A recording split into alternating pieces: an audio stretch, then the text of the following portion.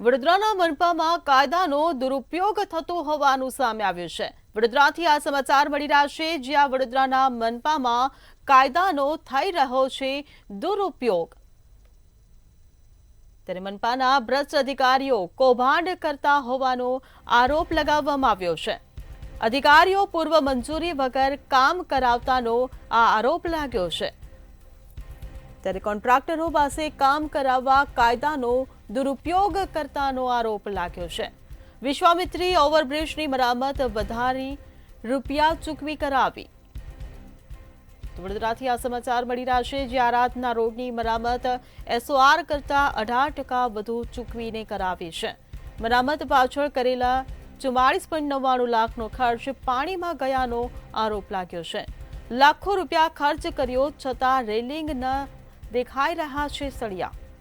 તો મનપા કમિશનર અધિકારીઓ સામે પગલાં ભરે તેવી માંગ ઉઠવા પામી છે। તો વિશ્વામિત્રી ઓવરબ્રિજની મરામત વધારે રૂપિયા ચૂકવી કરાવી। ભ્રષ્ટાચાર કરવા માટેનો એક મુખ્ય રસ્તો, એનું મુખ્ય કારણ એવું છે કે 5-6 વાર ટેન્ડરિંગ કરવા છતાં જે કામગીરી કરવા માટે કોઈ કોન્ટ્રાક્ટર તૈયાર ના થાય અને એ જ કોન્ટ્રાક્ટરો 67(3)C હેઠળ કામ કરવા રેડી થઈ જાય, એ બી 18-19% અભાવ।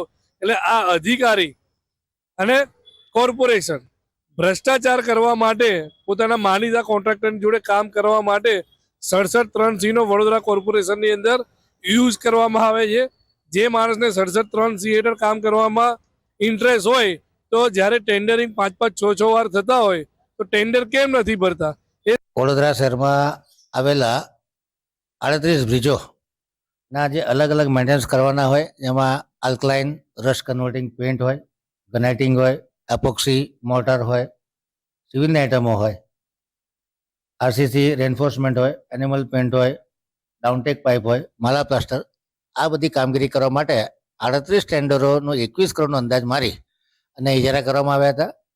લગભગ 4 જેટલા આઇટમ થયા, પરંતુ એક પણ ક્વોલિફાઈડ બિડર નહીં આવતા ચોમાસાનો સમય હતો અને કન્સલ્ટન્ટના રિપોર્ટને આધારે કે આ ખૂબ જૂના અને જર્જરિત બ્રિજ હતા, જેના રિપેરિંગ કરવા જરૂરી હતા, એટલે 67(3)C હેઠળ કાસામાલા રિવર ઓવરબ્રિજ 32,60,686 રૂપિયાના ખર્ચે કે જે SOR એના કરતાં 17% વધુના ભાવે કામ કરાવવામાં 67(3)C હેઠળ આવ્યું હતું। એવી જ રીતે કાલાઘોડા રિવર ઓવરબ્રિજ 20% વધુના ભાવે 95,42,450 વત્તા GSTના ભાવે કરવામાં આવ્યું। અને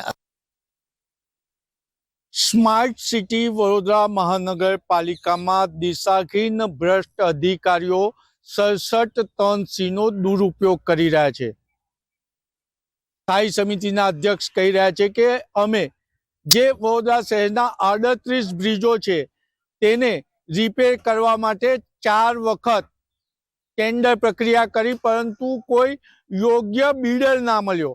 ત્યારબાદ મહાનગરપાલિકાના કમિશનરે 67(3)C હેઠળ તાત્કાલિક કામગીરી શરૂ કરાવી।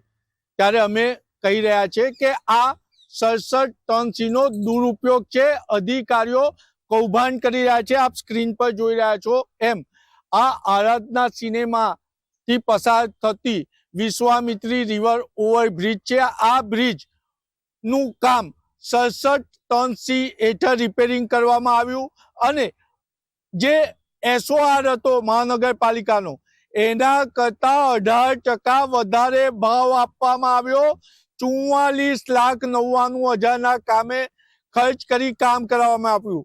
હું કેમેરામેનને કહીશ કે ઝૂમ કરીને બતાવશે। 44,99,000 ખર્ચ કર્યા બાદ પણ અત્યારે શું પરિસ્થિતિ છે આપ જોઈ શકો છો કે જે રિવરની રેલિંગ છે એના સળિયા દેખાય છે। તો JS કપ્તાનને વધારે પૈસા શેના આપ્યા? આપ સ્ક્રીન પર જોઈ રહ્યા છો, માત્ર કલર અને સેન્ટનો ઉપયોગ કરી અને ખર્ચો પાડી દેવામાં આવ્યો છે।